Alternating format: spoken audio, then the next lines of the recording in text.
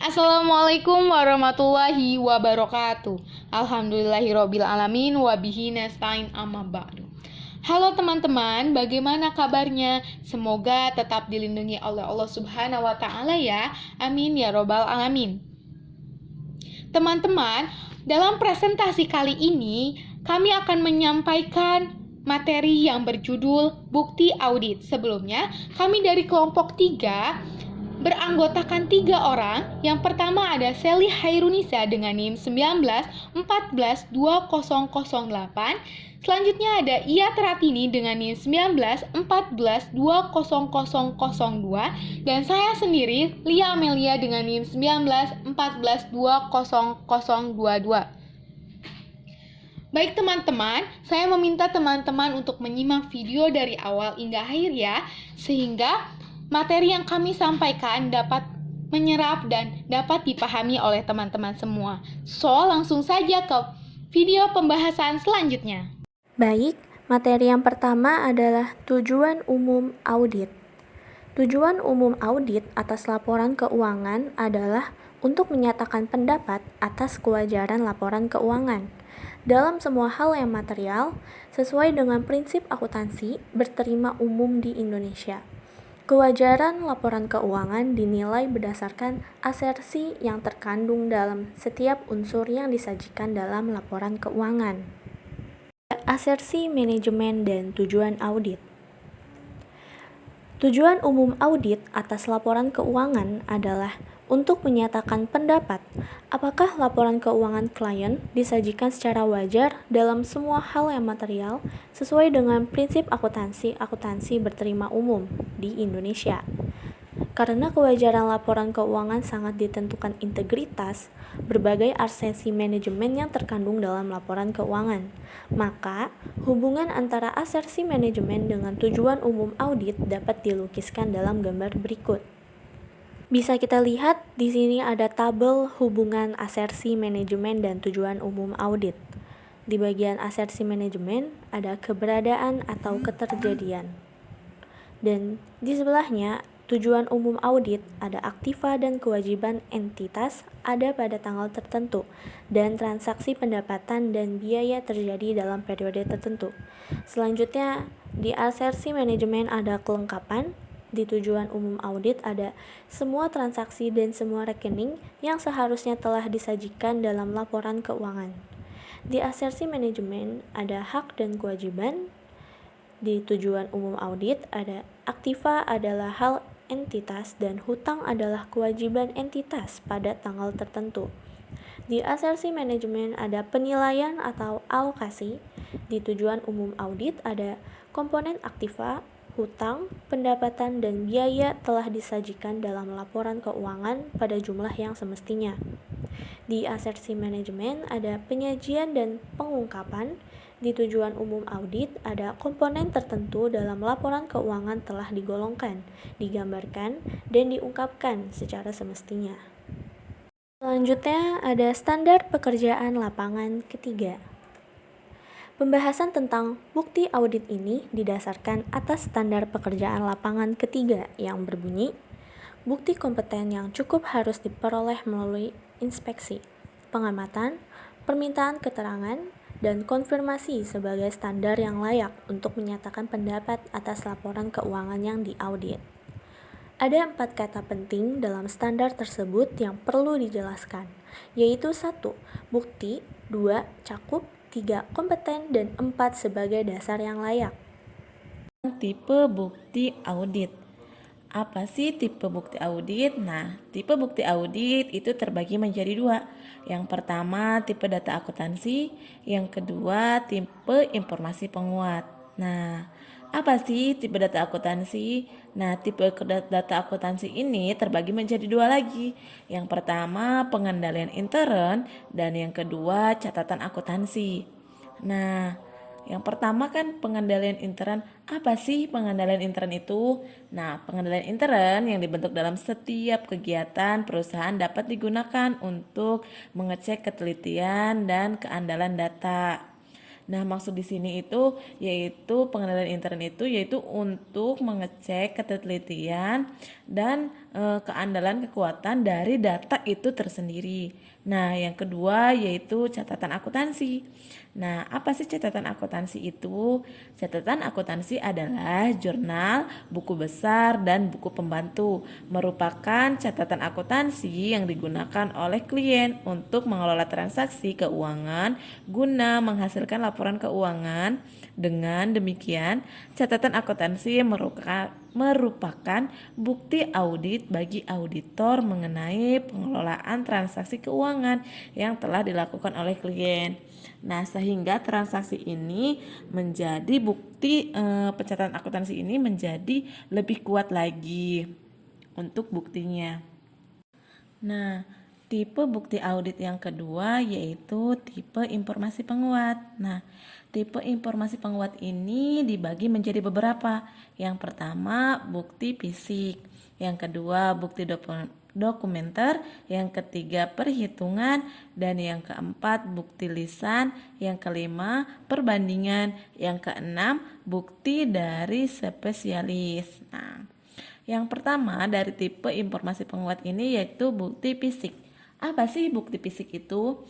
Bukti fisik adalah bukti audit yang diperoleh dengan cara inspeksi atau perhitungan aktiva berwujud. Pemeriksaan secara fisik terhadap aktiva merupakan cara langsung untuk membuktikan kebenaran adanya aktiva tersebut. Oleh karena itu, untuk jenis aktiva tertentu, bukti fisik dianggap sebagai bukti audit yang paling andal, bermanfaat. Nah, yang kedua ini bukti dokumenter. Apa sih bukti dokumenter itu? Bukti dokumenter tipe bukti audit yang paling penting bagi auditor. Karena kenapa? Karena bukti dokumenter tipe bukti ini dibuat dari kertas tertulis, huruf, atau angka, atau simbol-simbol yang lain. Bukti dokumenter. Nah, yang ketiga itu dari tipe informasi penguat yaitu perhitungan. Nah, perhitungan ini yang dilakukan sendiri oleh auditor untuk membuktikan ketelitian perhitungan yang dapat dalam catatan klien, merupakan salah satu bukti audit yang bersifat kuantitatif. Nah, seperti apa sih bukti lisan? Bukti lisan dalam melaksanakannya audit dalam rangka mengumpulkan bukti audit, auditor banyak meminta keterangan secara lisan. Nah, permintaan seperti apa? Permintaan keterangan secara lisan oleh auditor kepada karyawan, klien tersebut akan menghasilkan informasi tersebut. Yang kelima yaitu perbandingan. Apa sih perbandingan itu? Yaitu untuk menentukan akun atau transaksi yang akan dipisahkan guna penyelidikan yang lebih intensif. Auditor melakukan analisis terhadap perbandingan setiap aktiva, utang, penghasilan, dan biaya dengan saldo berkaitan dalam tahun sebelumnya. Nah, yang terakhir yaitu bukti dari spesialis. Bukti dari spesialis ini seperti apa? Yaitu bukti spesialis pada umumnya yang digunakan oleh auditor bukan orang atau perusahaan yang mempunyai hubungan dengan klien. Penentu persyaratan keahlian dan nama baik spesialis sepenuhnya berada di tangan auditor. Materi selanjutnya yaitu prosedur audit. Prosedur audit adalah instruksi rinci untuk mengumpulkan tipe bukti audit tertentu yang harus diperoleh pada saat tertentu dalam audit. Prosedur audit yang disebutkan dalam standar tersebut meliputi yaitu inspeksi, pengamatan, permintaan, keterangan, dan konfirmasi. Nah, dengan demikian prosedur audit yang bisa dilakukan oleh auditor yaitu yang pertama itu inspeksi, yang kedua itu pengamatan atau observasi, yang ketiga itu permintaan keterangan, inquiry, atau yang keempat itu konfirmasi, yang kelima itu penelusuran, yang keenam itu pemeriksaan bukti pendukung, ataupun yang ketujuh perhitungan, counting. yang ke-8 itu scanning, yang ke-9 itu pelaksanaan ulang, yang ke-10 itu teknik audit berbantuan komputer. Materi selanjutnya yaitu situasi auditing yang mengandung resiko besar. Nah, dalam situasi tertentu, risiko terjadi kesalahan dan penyajian yang salah dalam akun dan di dalam laporan keuangan jauh lebih besar dibandingkan dengan situasi yang biasa. Oleh karena itu, auditor harus waspada jika menghadapi situasi audit yang mengandung risiko besar. Nah, seperti apa contohnya? Yaitu seperti pengendalian intern yang lemah atau kondisi keuangan yang tidak sehat. Nah, yang ketiga yaitu menyajikan manajemen yang tidak dapat dipercaya.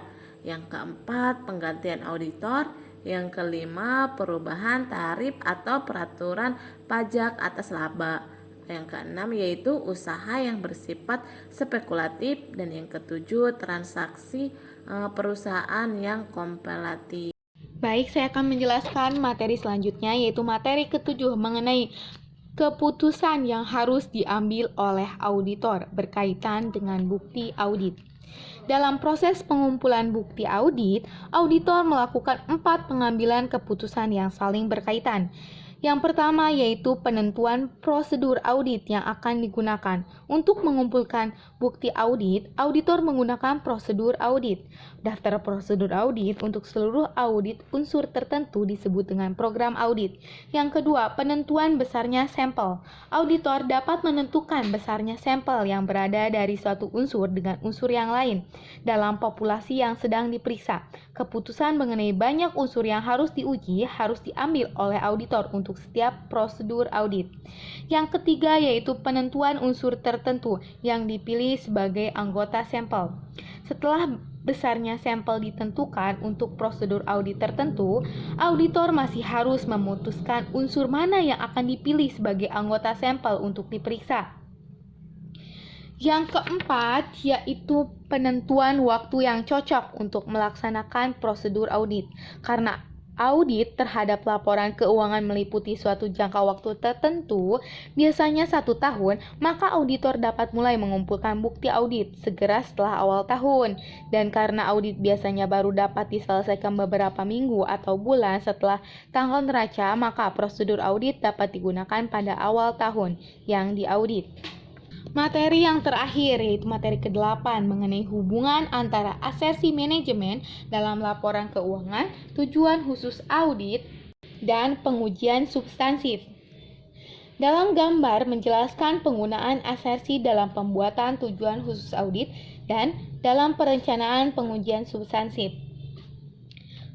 Tujuan khusus audit dalam keberadaan atau keterjadian yaitu sediaan yang dicantumkan dalam neraca secara fisik ada. Pengujian substansifnya yaitu mengamati perhitungan fisik sediaan, mendapatkan konfirmasi atau atas sediaan yang ditempatkan di lokasi luar perusahaan, dan menguji transaksi sediaan di antara tanggal awal perhitungan fisik sediaan dengan tanggal neraca. Tujuan khusus audit keberadaan atau keterjadian yang kedua yaitu sediaan merupakan unsur disimpan untuk dijual dan digunakan dalam kegiatan normal bisnis. Pengujian substansifnya yaitu mereview kartu sediaan, catatan produksi, catatan pembelian sebagai petunjuk kegiatan yang bersangkutan dengan sediaan, membandingkan sediaan dengan katalog penjualan sekarang dengan laporan penjualan dan laporan pengiriman barang. Dan terakhir, menggunakan jasa spesialis untuk menguatkan sifat produksi yang khusus. Tujuan khusus audit dalam kelengkapan yaitu sediaan meliputi semua produk, bahan baku dan bahan penolong, dan bahan habis pakai yang ada di tangan perusahaan. Pengujian substansifnya yaitu mengamati perhitungan fisik sediaan dan membandingkan hubungan antara saldo akun sediaan dengan kegiatan pembelian produksi dan penjualan sekarang. Menguji prosedur pisah batas, pengiriman, dan penerimaan. Tujuan khusus audit dalam kelengkapan yang kedua yaitu kuantitas sediaan meliputi semua produk, bahan baku, dan bahan penolong dan bahan habis pakai yang dimiliki oleh perusahaan yang masih dalam perjalanan maupun yang disimpan di lokasi luar perusahaan. Pengujian substansifnya yaitu mendapatkan konfirmasi atas sediaan yang ditempatkan di lokasi luar perusahaan, membandingkan hubungan antara saldo akun sediaan dengan kegiatan pembelian, produksi, dan penjualan sekarang, dan menguji prosedur pisah batas pengiriman dan penerimaan. Tujuan khusus audit kelengkapan yang ketiga yaitu daftar hasil perhitungan fisik sediaan dikompilasi dengan teliti dan totalnya telah dimasukkan ke dalam akun sediaan. Pengujian substansifnya yaitu menelusuri hitung uji yang dicatat dalam kartu perhitungan fisik sediaan ke dalam daftar hasil perhitungan fisik sediaan, meminta pertanggungjawaban semua kartu perhitungan fisik atau inventory tags dan daftar hasil perhitungan fisik count set or inventory summary set yang digunakan untuk mencatat hasil perhitungan fisik sediaan, dan yang terakhir merekonsiliasi hasil perhitungan fisik dengan kartu sediaan dan saldo akun sediaan dalam buku besar serta menyelidiki fluktuasi yang signifikan. Tujuan khusus audit mengenai hak dan kewajiban. Yang pertama, entitas memiliki hak milik secara hukum atau hak milik serupa terhadap sediaan. Pengujian substansifnya mengamati perhitungan fisik sediaan, mendapatkan konfirmasi atas sediaan yang ditempatkan di lokasi luar perusahaan, dan memeriksa faktur dari pemasok yang telah dibayar, perjanjian konsinyasi dan kontrak. Memeriksa faktur dari pemasok yang telah dibayar, perjanjian konsinyasi dan kontrak. Selanjutnya, tujuan khusus audit kelengkapan yaitu sediaan tidak mencakup unsur yang telah ditagihkan kepada customer atau dimiliki oleh pihak lain, yaitu pengujian substansifnya memeriksa faktur dari pemasok yang telah dibayar, perjanjian konsinyasi dan kontrak, dan menguji prosedur pisah batas pengiriman dan penerimaan. Tujuan khusus audit mengenai penilaian atau alokasi. Yang pertama, sediaan dinyatakan secara semestinya pada cost-nya atau at cost kecuali jika harga pasarnya lebih rendah. Pengujian substansifnya memeriksa faktur dari pemasok, mereview tarif upah karyawan langsung, dan memeriksa analisis selisih harga pembelian dan selisih biaya produksi. Tujuan khusus audit dari penilaian atau alokasi yang kedua yaitu unsur sediaan yang lambat putarannya, berlebihan, rusak, dan usang yang dimaksudkan ke dalam sediaan telah diidentifikasi. Pengujian substansifnya yaitu memeriksa analisis perputaran sediaan, mereview pengalaman masa lalu dan tren, membandingkan hubungan antara saldo industri yang bersangkutan, sediaan dengan volume penjualan yang diperkirakan, melakukan perjalanan peninjauan ke pabrik, dan mengajukan pernyataan kepada karyawan produksi dan penjualan tentang kemungkinan kelebihan atau keusangan sediaan.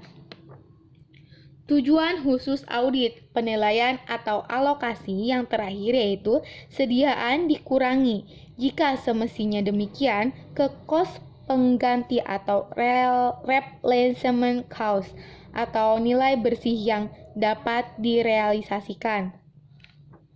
Pengujian substansifnya yaitu mendapatkan nilai pasar sediaan sekarang, mereview kos produksi sekarang, dan memeriksa penjualan setelah akhir tahun dan kesanggupan pembeli yang tercantum dalam surat order pembelian yang belum direalisasikan penerimaan barangnya. Tujuan khusus audit yang terakhir yaitu penyajian dan pengungkapan. Yang pertama, sediaan digolongkan dengan semestinya dalam neraca sebagai aktiva lancar golongan besar persediaan dan pasar penilaiannya diungkap secara memadai dalam laporan keuangan. Pengujian substansifnya mereview draft laporan keuangan, mereview draft laporan keuangan, dan membandingkan pengungkapan yang dicantumkan dalam laporan keuangan dengan yang ditetapkan dalam prinsip akuntansi yang berlaku umum. Tujuan khusus audit mengenai penyajian dan pengungkapan yang terakhir yaitu sediaan yang digunakan untuk dititipkan ke perusahaan lain diungkapkan secara memadai. Pengujian substansifnya yaitu mendapatkan konfirmasi tentang sediaan yang digadaikan di bawah kontrak penarikan pinjaman. Mungkin cukup sekian pemaparan dari kelompok kami. Terima kasih teman-teman telah menyimak dari awal sampai akhir. Semoga ilmu yang disampaikan dapat bermanfaat. Terima kasih. Wabillahi taufiq wal hidayah. Wassalamualaikum warahmatullahi wabarakatuh.